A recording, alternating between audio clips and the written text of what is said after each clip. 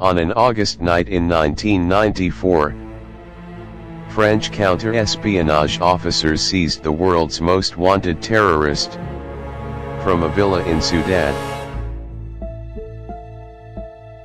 After more than 2 decades on the run, Carlos the Jackal had finally been caged. Carlos the Jackal, by name of Ilich Ramirez Sanchez, was born in 1949, into an upper-class Venezuelan family. His father operated a lucrative law practice.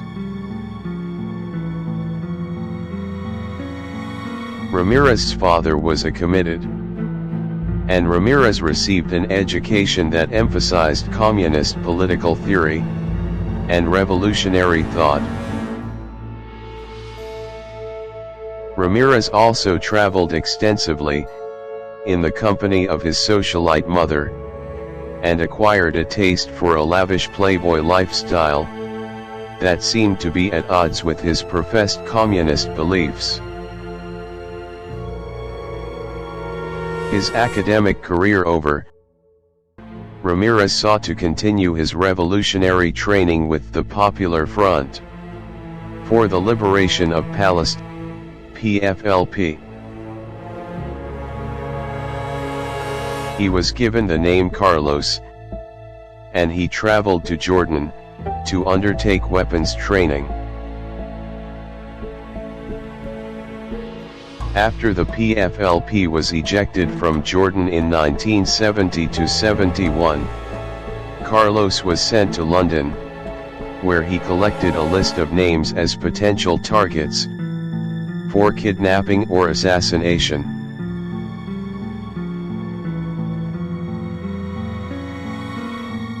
This endeavor culminated in Carlos's first mission, the murder of Joseph Seif, president of the retailer Marks and Spencer, and one of Britain's most prominent Jewish businessmen. On December 30, 1973, Carlos forced his way into Seif's home at gunpoint, and seriously wounded him with a shot to the head.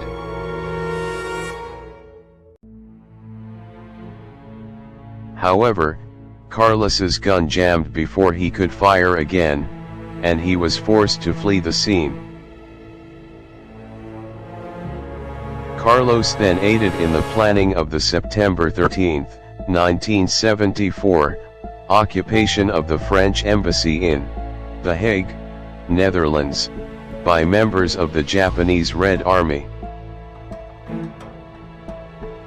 As the French were negotiating for the release of the 11 hostages held at the embassy, Carlos lobbed a grenade into a Paris cafe and shopping arcade. The attack killed 2 and wounded dozens, and within days the French had agreed to the Japanese Red Army's demands. In January 1975, Carlos led a failed rocket attack on an El Al airliner at Orly Airport in Paris.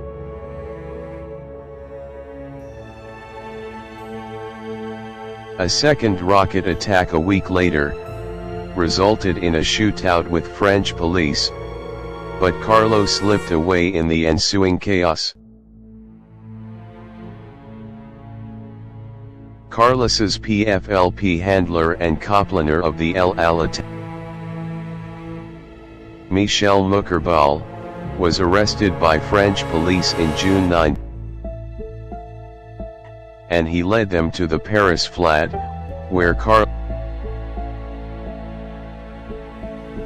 Carlos welcomed the police into the apartment, entertaining them and offering them drinks, before drawing a machine pistol and opening fire. Moukerbal and 2 detectives, while another was seriously wounded. Carlos, previously unknown to French suddenly became the focus of a manhunt that would last almost 2 decades.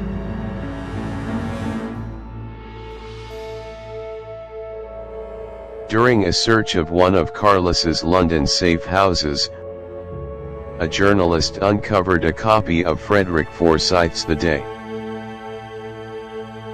And Carlos was soon dubbed Carlos the Jackal by the media. Carlos escaped to Beirut and began planning one that would make his name known to the world. On December 21, 1975, Carlos and 5 others stormed a meeting of OPEC, killing 2 security guards and taking more than 60 people hostage. After securing an aircraft and releasing some of the hostages, Carlos and his squad flew the remaining 42 captives on a roundabout journey that ended there. Carlos was welcomed by the Algerian leadership, and it was later revealed that he had received a ransom of tens of millions of dollars for the safe release of the hostages.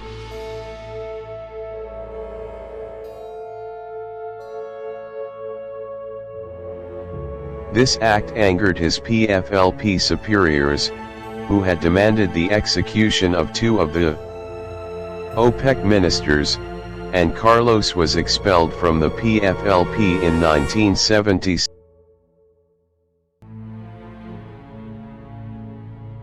Carlos subsequently drew support from various individuals and groups, including Libyan leader Muammar al-Gaddafi and the East German Stasi, who furnished Carlos with an East Berlin headquarters and a support staff of more.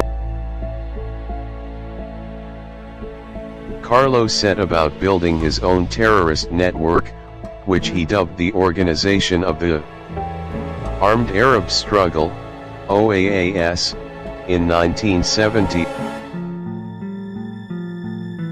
Carlos married Magdalena Kopp, a West German member of the OAAS, in 1979, and her arrest by French police in 1982 triggered a series of reprisals.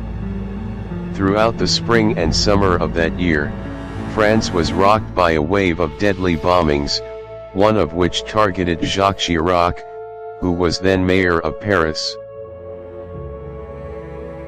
The attacks continued into 1983, but pressure from Western governments caused many of Carlos's connections behind the Iron Curtain to disavow him.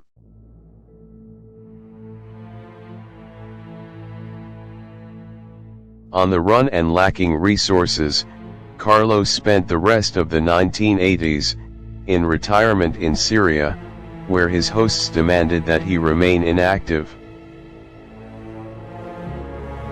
No longer regarded as a serious threat, he was virtually ignored by international law enforcement. In 1990, however, when rumors began to surface that Iraqi leader Saddam Hussein was trying to recruit Carlos to lead a terror campaign against US and European targets, Western intelligence agencies resumed their hunt for Carlos in earnest. He was tracked to Sudan, and in 1994 French agents captured Carlos and returned him to France for trial. In December 1997, Carlos was found guilty of the 1975 murders of Mukerbal and the 2 investigators, and was sentenced to life in prison.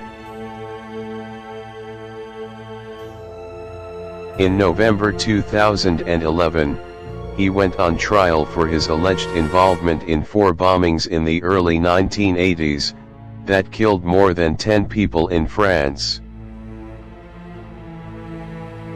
Carlos was convicted the following month, and given another life sentence. French authorities brought additional charges against Carlos in October 2014, in connection with the 1974 grenade attack in Paris. That trial concluded in March 2017, and Carlos received a third life sentence.